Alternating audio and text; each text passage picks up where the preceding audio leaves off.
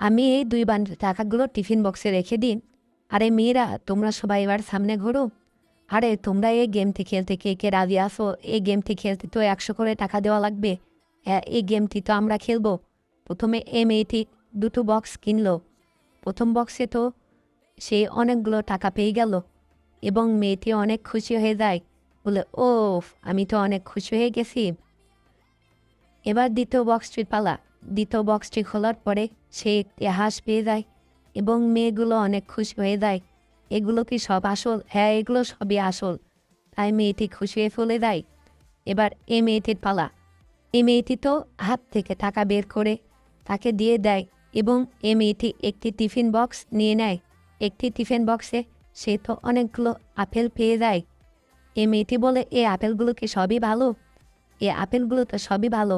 এবং মেয়েটি সুখে দেখে এই আপেলটি তো আসলে ভালো।